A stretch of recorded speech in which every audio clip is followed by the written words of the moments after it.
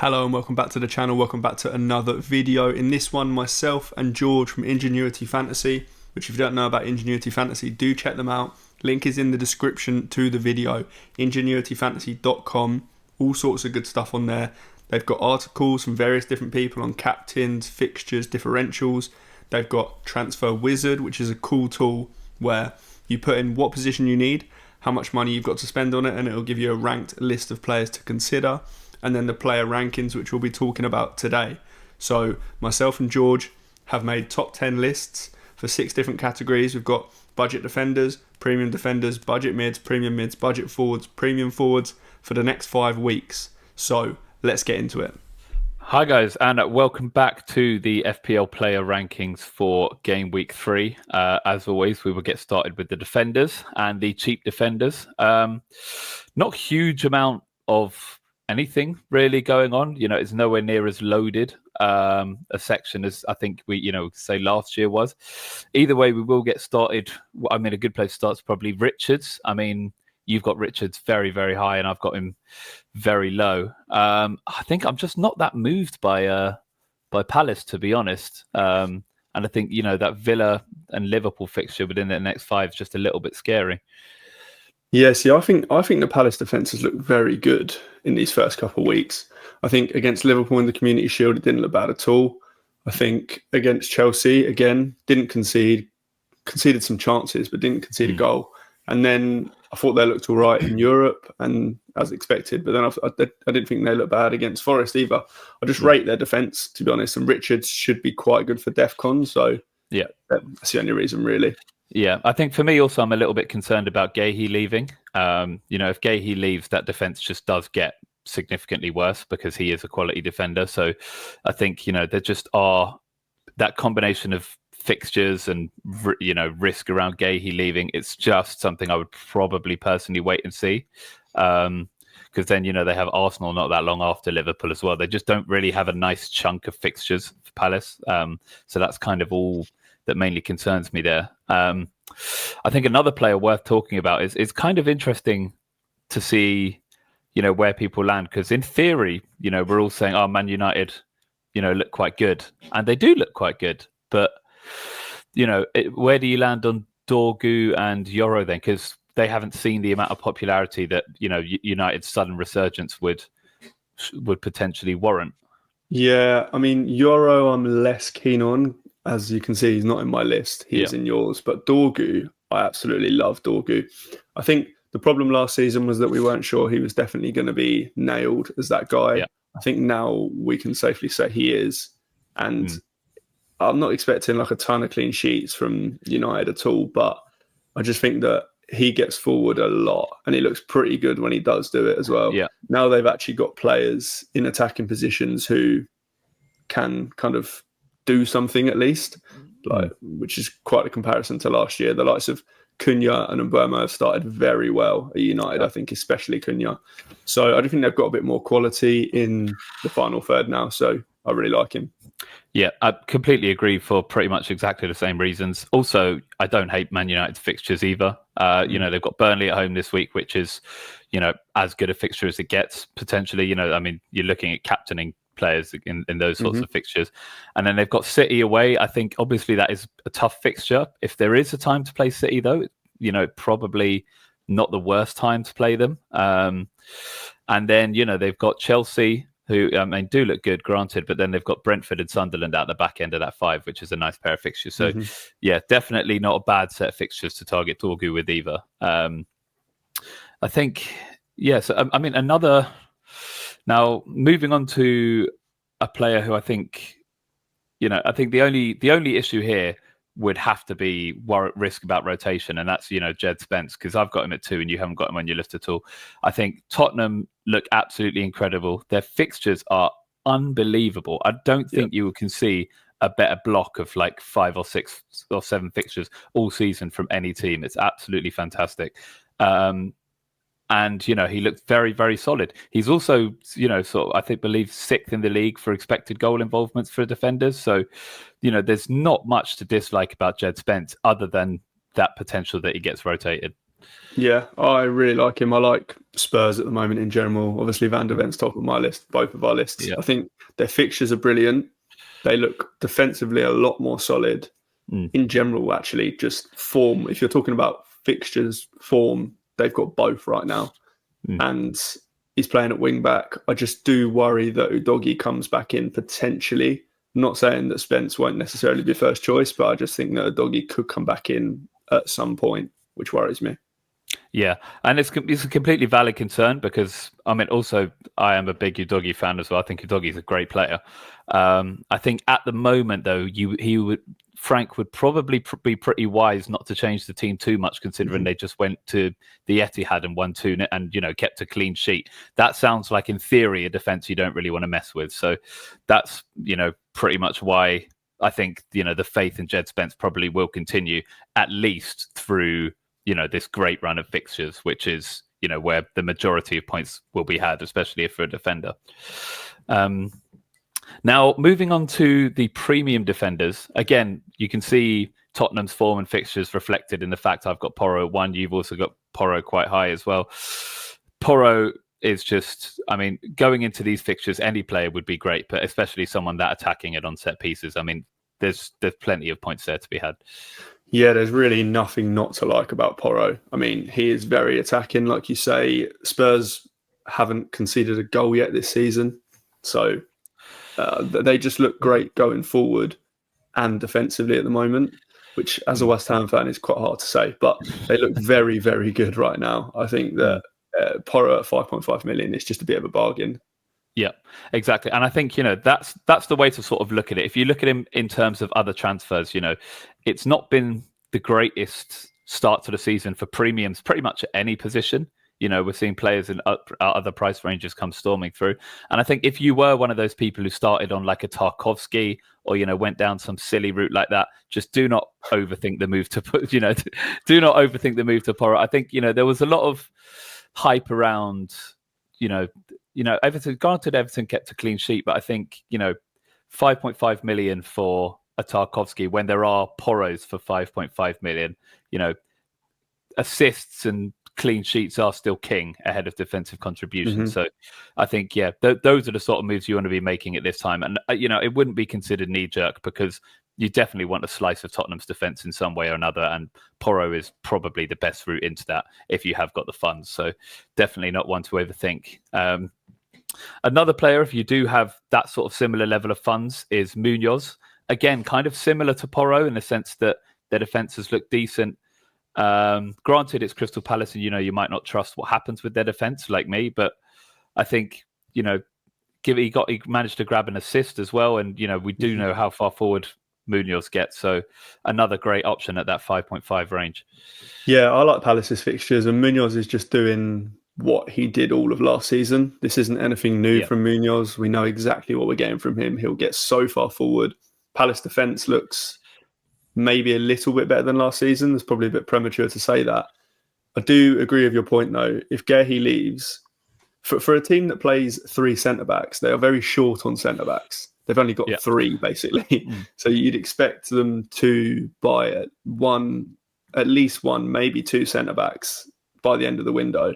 If they do that, then I think they'll be fine defensively. And like I say, we know how good he is going forward. Yeah. Again, so I think especially if you're someone who's sort of invested heavily in defence, I think there's not really much you can go wrong with Munoz and Porro at the moment. I think the pair of them are absolutely fantastic. I had Munoz for the majority of last season and was not let down. That just consistent output. He finds himself in the opposition area, taking on multiple shots a game. Those are the sorts of things that just are absolute money in the FPL sense. So yeah, definitely don't overthink that either.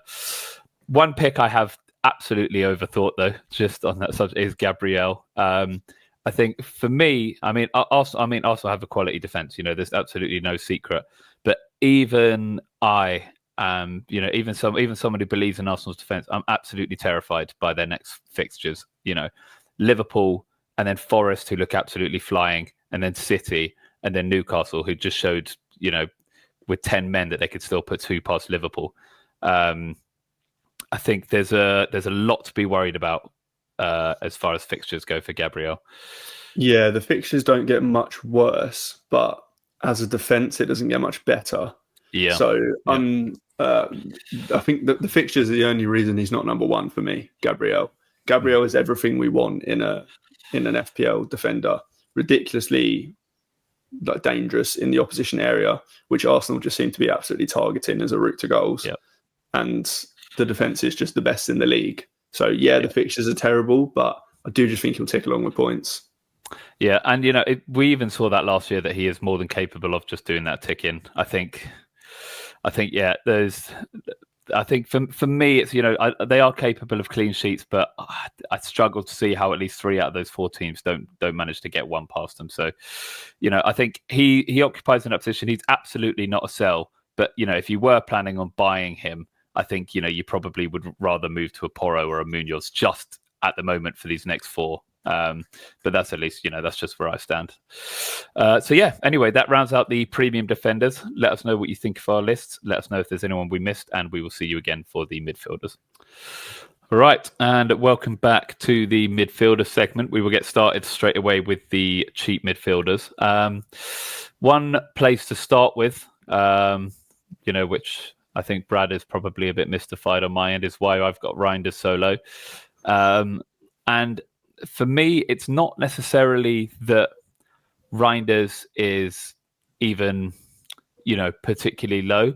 I just think the guys above him offer just a little bit more over these next stretch of fixtures. Sarr and Kudus obviously speak for themselves, but City are a bit of a funny team at the moment. I think they really didn't offer a huge amount against Spurs. I really wasn't moved by that performance. Now, granted, Spurs are playing really, really well, but, they were at the Etihad, the crowd was behind them, and they just kind of rolled over a little bit.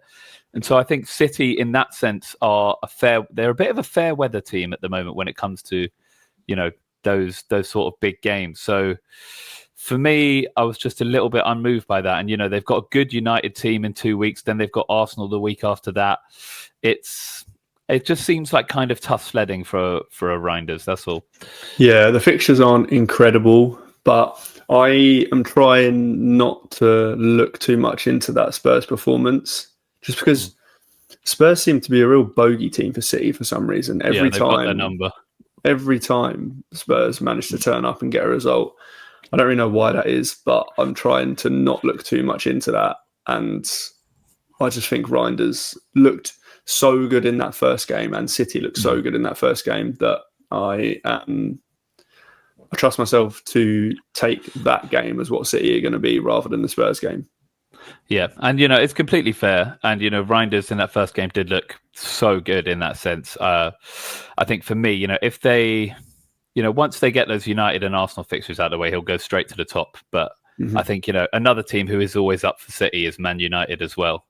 So, I just think it could be a bit of a, it's not the smoothest ride fixture-wise, and that's why he's just taken a bit of a dive down. If they, if they'd absolutely balled out against Tottenham, then, Reinders would probably still be near the top. But the fact that they didn't create much at all was actually just too concerning for me to look past. So that's all that is in that sense.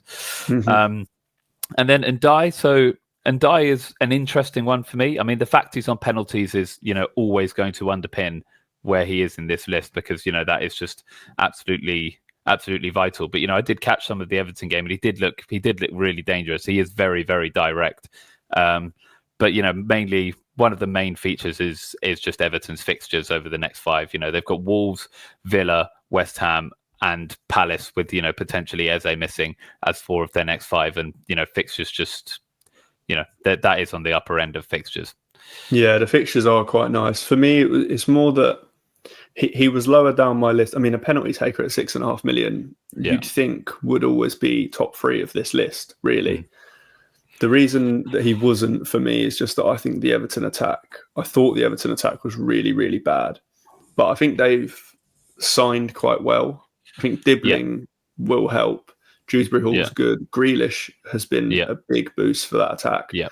So I just think kind of Everton attack stocks have gone up a little bit, and that's the reason he's gone up in my list, essentially. Yeah, exactly. And first game of the season, you could be forgiven for not being as confident. But seeing Grealish make runs towards the byline and cross it in after years and years of Pep sort of stifling any of that movement is, if Grealish can get anywhere near back to that pre-City or even that good season he had at City, I think Everton's attack just has real potential there. So I think that's why I'm slightly more encouraged about Everton's attack, and as a result, that's been reflected in where I've gotten Die.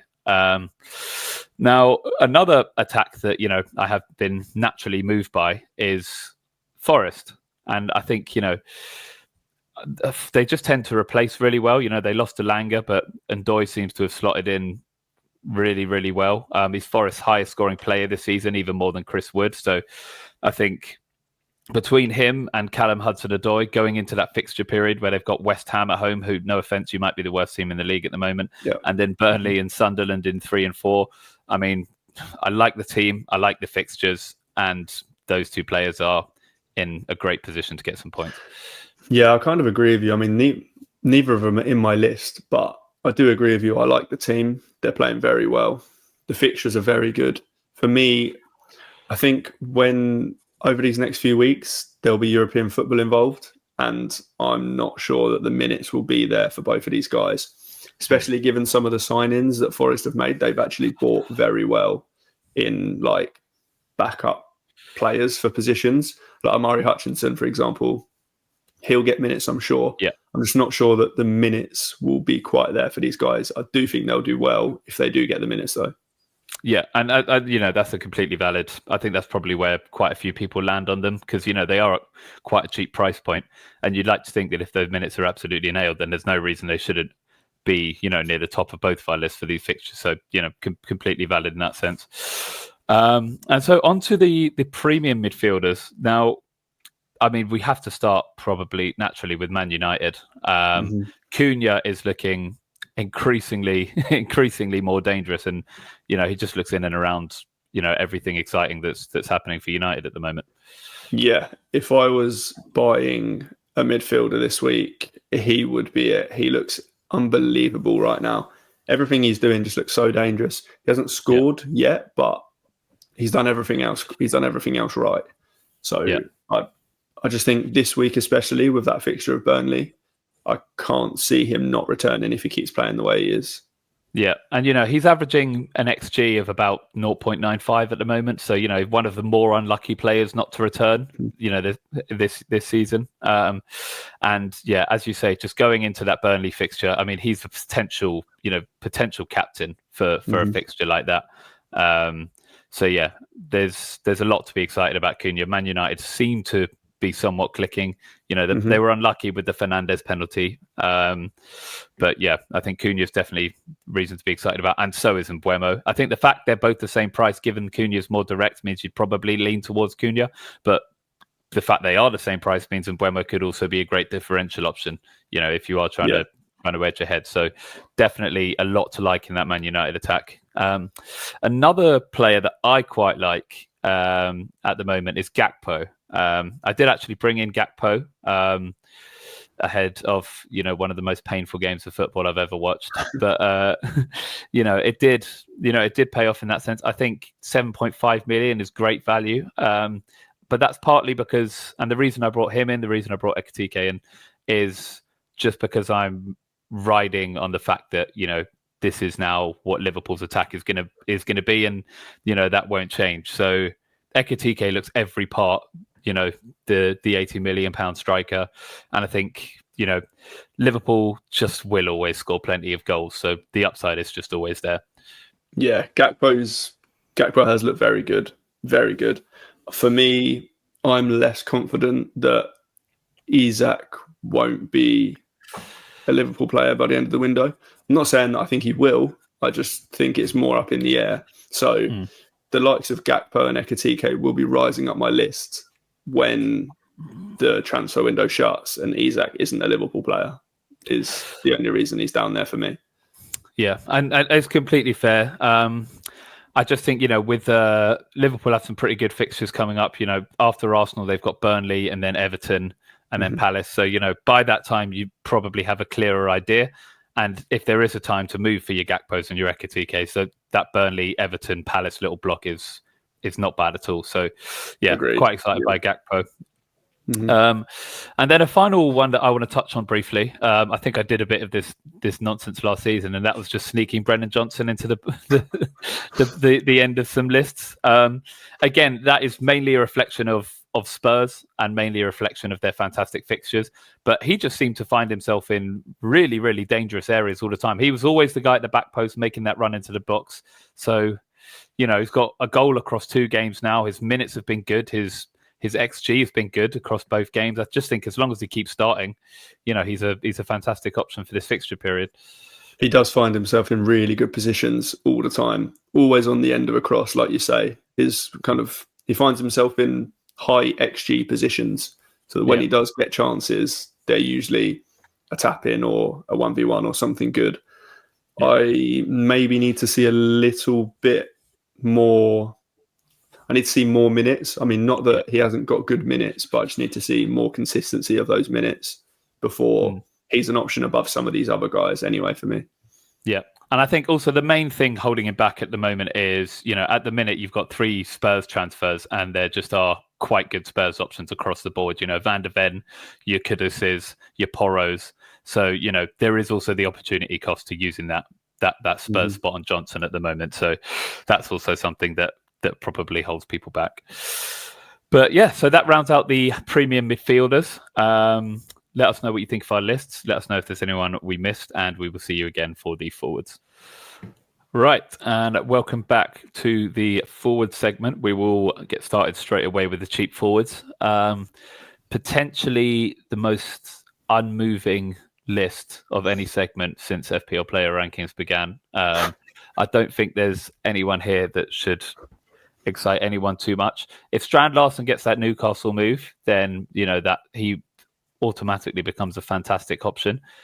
But yeah, other than that, I mean, Richarlison will be locked in a battle with Solanke. I think if Richarlison keeps that spot, he's obviously a fantastic option. I just struggle to see him not splitting minutes with Solanke.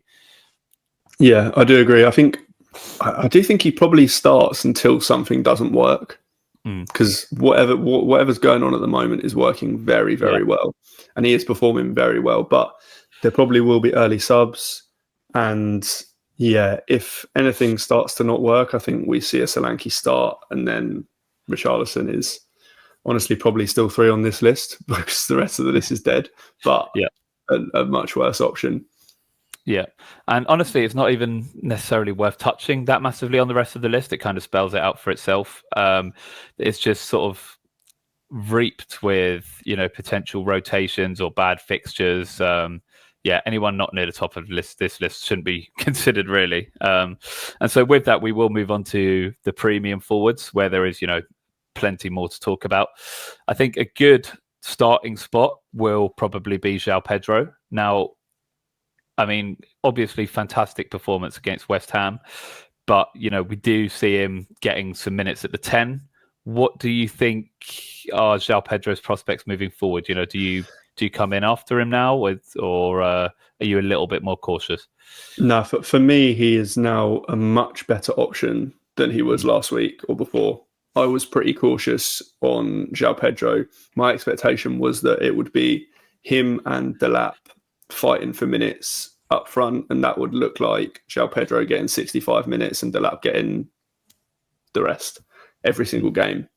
But now that we've seen they can both play together, and obviously Palmer didn't start the game, but he was due to, presumably on the right wing, which is it's a whole different point about what that means for him, but it means something fantastic for João Pedro in that his minutes are so much more secure. And if Palmer is out for a little bit of time, then there's no reason that João Pedro wouldn't be on penalties potentially as well.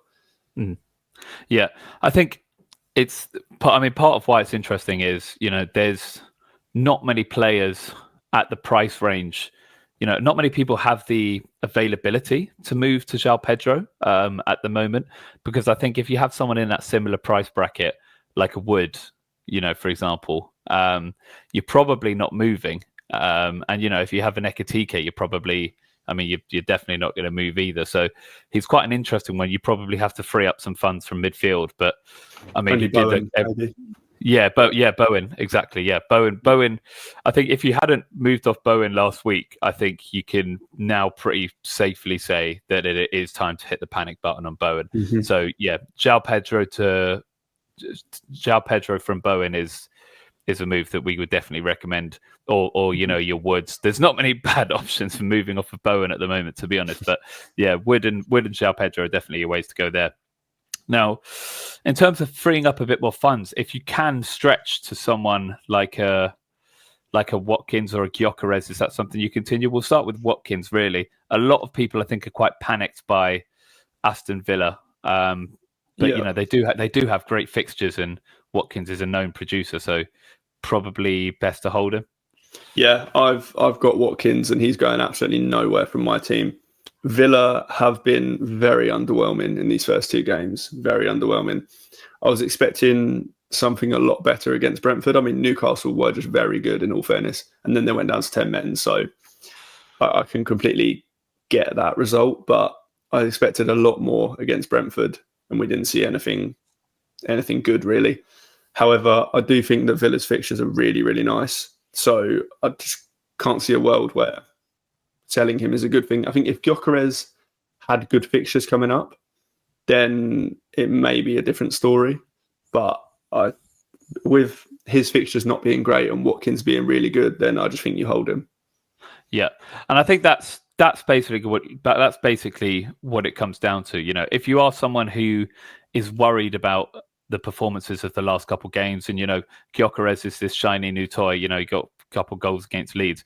You do have to bear in mind the fixtures coming up for Villa are fantastic, and the fixtures coming up for Arsenal are, as we mentioned earlier, pretty much as bad as it gets. So the amount of value that you would get from that move specifically, considering the fixtures, just isn't nearly as large as the value you'd get from moving someone else in your team to someone else, moving on a Bowen, or moving to a Spurs defender, or there are just transfers that make a lot more sense at the moment. So same thing, definitely don't panic on Watkins. He's a proven prem returner, and it's really, I can't see a way that Villa don't get back on track when their next fixtures are Palace, Everton, Sunderland, Fulham, and Burnley. There is goals there. So again, do not panic. If they were coming into a bad fixture run, yeah, maybe you consider moving, but those fixtures are too good to panic on. So definitely hold fast on Watkins. And then another team with great fixtures. I mean, we don't even need to go into too much detail. Everyone knows exactly what you're getting with Wood. He's picked up exactly where he's left off. I think, honestly, potential captaincy candidate this week against West Ham at home. West Ham seem to be open season at the moment, and Forest, just have started the season really strongly. So is Wood someone you even consider captaining this week? Yeah, definitely. I think captaincy is probably between a Man United mid and Chris Wood for most people. Maybe Haaland, to be honest. But I do think it's probably between those two, and I think that Wood is a fantastic option. I do maybe think that with Chris Wood, we won't see many 90 minutes from him anymore, though. They've got quite a few. I mean, they've got Callum Wendu, they've got Igor Jesus. I think that Wood will get earlier subs, but I'm not sure that that'll be a massive problem this week. Going forward, though, I think it is something to watch out for. Yeah, for sure. Especially, with European games as well, you can just expect to see that rotation just, be a staple of what Forest do.